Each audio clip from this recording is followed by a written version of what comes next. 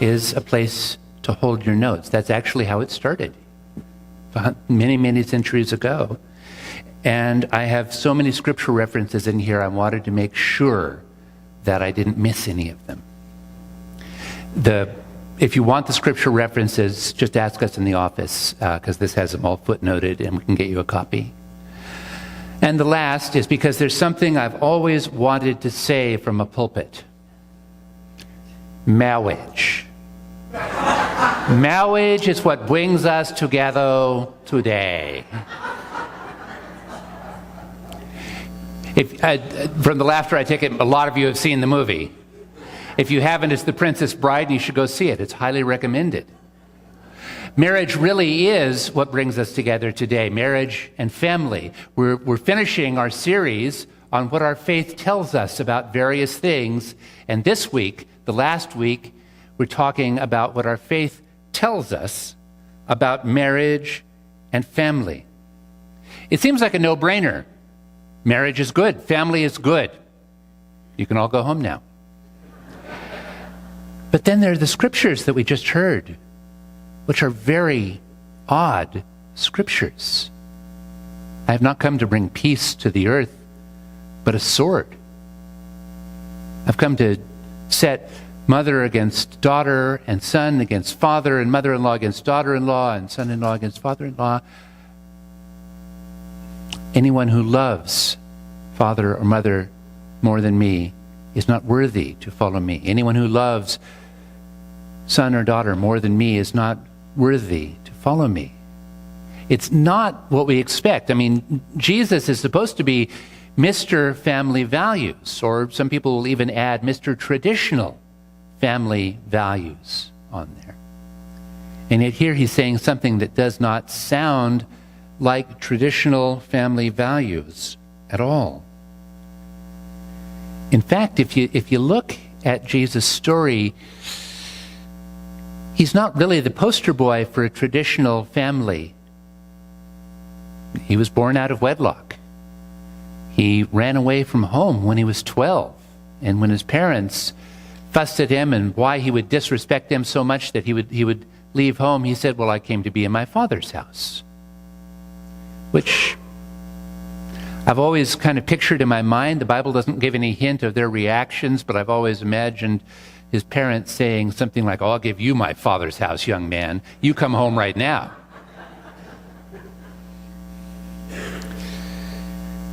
When Jesus grew up, he said many things like the scriptures we just read. In fact, there's one point where there's actually kind of a conflict, and we don't always hear about this in church, and you don't necessarily even spot it when you read the scripture, but it's there. There's one time when Jesus was preaching in his hometown, and the people in his hometown, they were starting to say, well, this guy, he talks like a crazy man. He's saying all these things that we know are wrong and maybe blasphemous. And so his mother and his brothers and sisters went to talk to him. And when we say talk to him, it was probably like, okay, take him out of the crowd and away to some place and tell him he better stop preaching like this. But the crowd was thick and they couldn't quite get to him, and someone came to him and said, your mother and brothers and sisters are here. They want to see you. And he said, who are my mother and brother and sisters? And then he pointed to his disciples and said, here, whoever does the will of my Father in heaven is my mother and my brother and my sister. Family was important to Jesus, but tradition, not so much. Jesus, even in his dying moments on the cross, the Gospel of John records, said something very non-traditional about family. His mother was standing there as he was crucified with one of his disciples, and he looked at them and he said to his mother, woman, behold your son. And to his disciple he said, behold your mother. And from that day on, the disciple took her into his home and cared for her as if she was his own mother. There's no legal requirement. There's no tie of blood. But in Jesus' eyes, family wasn't limited just by those things. Now, there are some things that the Christians who talk about traditional family values a lot will quote more often than the passages I've mentioned.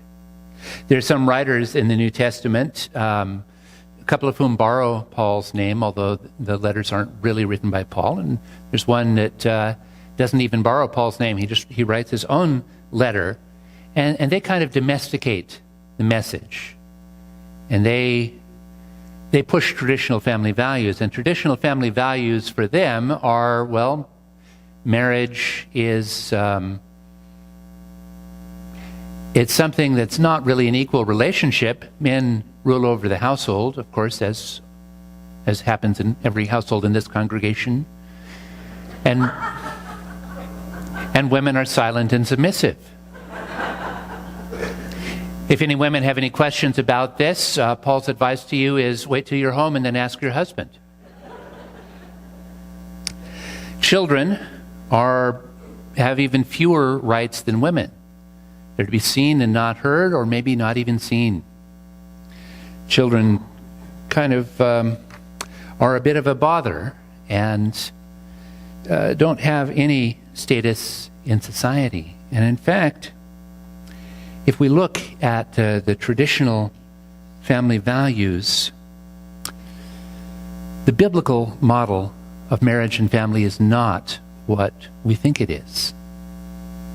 A lot of people put out that there is a biblical model of marriage, and that is that marriage is between one man and one woman with 2.5 children, and that's just the way it is.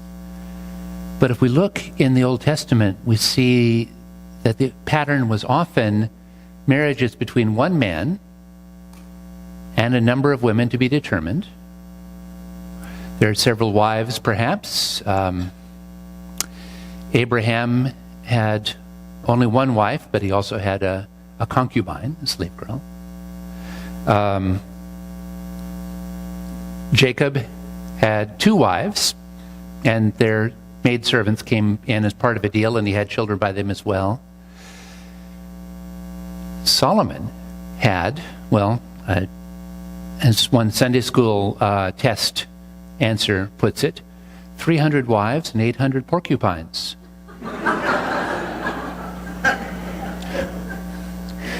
Now, 1,000 women in your life may sound excessive. I don't know where to take that from there. It is excessive. And it's complicated and can get really, really dangerous.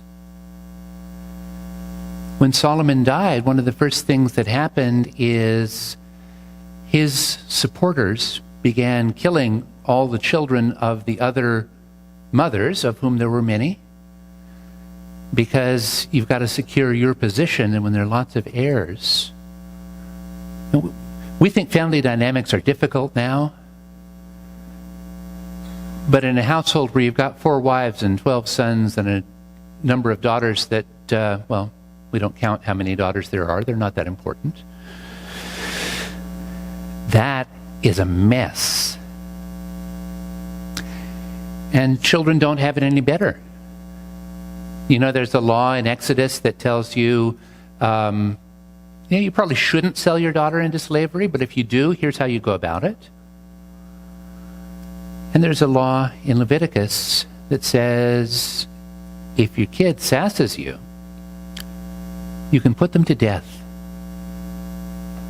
I've actually known some parents who thought that sounded kind of appealing. But the idea was that the traditional family unit, as they understood it in that culture, was more important than its members. And so if one member ever didn't fulfill their role in the family, it would go badly for them. And maybe that's not the model of marriage And maybe that's not the model of family that we want to have. So rather than look to the biblical model of marriage, biblical model of family, we might do better looking to Jesus. Jesus doesn't say a whole lot about traditional marriage. The one thing that he does talk about is he talks about divorce.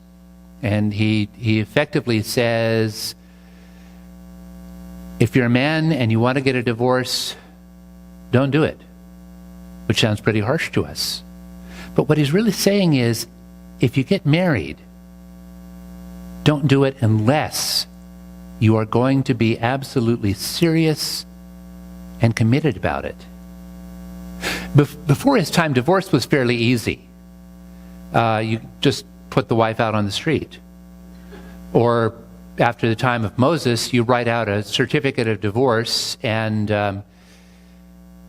the reasons given in the Old Testament for giving a bill of divorce to your wife is because she displeases you in some way.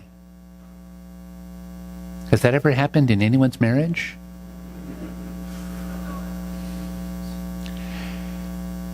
If a wife was put out on the street, it was harder for her than the husband. The husband still had his means of livelihood. The husband still had the house. The husband still had the money, most of the property. The husband still had the kids. The wife was kind of cast adrift. If she was divorced, there were really generally only two things that she could do to survive. There was begging and there was prostitution.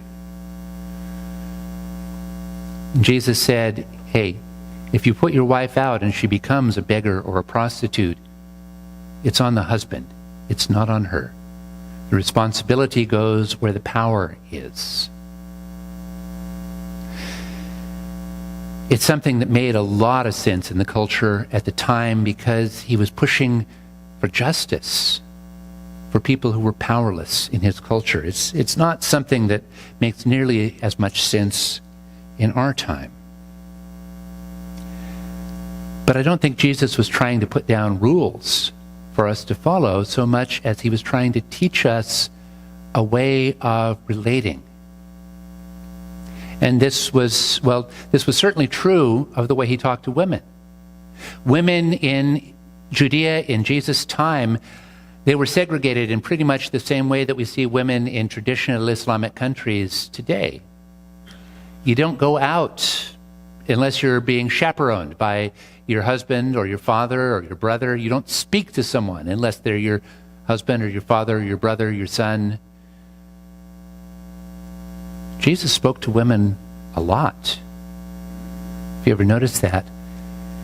And there's probably not a single story, except for those where he's talking to his mother, that would not have been considered scandalous in his time. He not only spoke to women, he listened to women. And there are a couple of scriptures where Jesus seems to change his mind because of something a woman told him. He had women followers, close students. They're referred to in some places as disciples, not part of the 12 necessarily, but important. In fact, several of these women were said to pay all the bills for his ministry from their personal finances. Children, he had a different way of relating to also. The typical way you see with the disciples, because there's a time when little children were coming to him and he was blessing them and putting his hands on them, and in a good way. Recent news, people in church putting their hands on children is sometimes an uncomfortable thing, but in a very good and loving way to bless them. And the disciples said, don't do that. They tried to keep the kids away from him because, children are not important. And Jesus was an important man and he needed to be doing important grown-up things. And the children were distracting from his time. And he said, let the little children come to me. It is to such as them that the kingdom of heaven belongs. Jesus taught a whole new way of relating to women, to children, to family members, to everyone. And it changed people's lives. It's a different kind of relationship where the person matters more than the role they're playing. It's a kind of model where, as Jesus said, whoever does the will of my Father in heaven is my family. It's not built on blood ties. It's not built on legal relationships. It's built on mutual love. It's built on faith. It's built on respect. It's a model where he could say to two people who had no legal or biological relationship, like his disciple and his mother, you are mother and son. And they could understand that to be true. It's a model where each person tries to deal with their relationships with that kind of extravagant grace that God offers for us. We live with that grace and the model of Christ as our model for how we are to be with our families, both our biological families, our legal families, and the family of all God's children. Jesus wasn't really an advocate for traditional family values. Family was very high in his mind, but traditional was not, because traditions can bind us and hold us down, and they can become, if they become too important, they can become almost evil. Family can be used to justify a lot of things. There was a woman I saw in the news a few times when I lived in Albuquerque. She was suing the Albuquerque public school system because her son failed one of his classes and was not allowed to graduate with his friends. The school pointed out that he'd cut class a lot and he hadn't done a lot of his homework, and he hadn't studied for his final, and he'd made dismal grades, and there was no way in good conscience they could have passed him. And she said, no, he deserves to graduate with his friends. And her rationale for this was, you have to advocate for your children because family is the most important thing. To which I think Jesus would have said, no. There's only one thing that can be the most important thing, and that's God. Anything else that we try to raise to that level, where it determines all of our values, it justifies all of our actions, it can't be questioned. Anything else that we try to put up there, whether it's nation or family or race or economic system or anything, even if it's a very good thing, becomes hurtful, hateful. We can start using it to justify all kinds of things. If you don't believe me, I've got another movie to recommend to you. It's called The Godfather. They valued family very highly. And I think this is why Jesus says, whoever loves mother or father or child more than me is not worthy to follow me. Because when you elevate other people, or even the idea of family to that level, that you're using it to justify bad behavior, that you're using it to treat anyone who's not a part of your family as if they're less than human, it's not a good thing any longer. And I think this is why he said, I have come not to bring peace on the earth, but a sword. Because he was teaching people a new way of relating, a new way of living, a way that was founded on compassion, on justice, on respect, on humility. And that was different than the traditions. And the family traditions Well, if they were too important, people would say, oh, that Jesus nonsense. Don't do that. Do what we tell you. And it was an accurate prediction. People who decided that they were going to follow the model of Christ. People who decided that they were going to follow the values of God, even if their family disapproved, they did find themselves at odds with people in their family who wanted to go back to the old way, the traditional way. There are always going to be people who insist you put family first no matter what, just as there are always people who are going to insist that you put profit first or nation first or any number of other things first. Jesus would say those values are out of balance. Family is good. Nation is good. Having nice material possessions and earning money, they're good things. But they're not the good thing. Only God is the good thing. When God is the good thing, everything else kind of falls into place. Your value. And it's interesting because when you put family second and God first, something very interesting happens. You find that you're a better husband or wife, not worse. You're a better parent or child, not worse. It's as if following God first sets us free of the unhealthy side of all those other values. The Bible, in short, has a lot to say about families. Some of it is helpful, some of it is kind of strange, and some of it is very unhelpful because it only applies to a foreign culture from long ago and far away. But what Jesus teaches us about how we treat each other,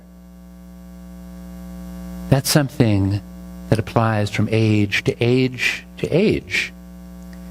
And it transforms all our relationships. Following Him, I believe that our marriages, our families, and all our relationships can become truer, deeper, stronger. Amen.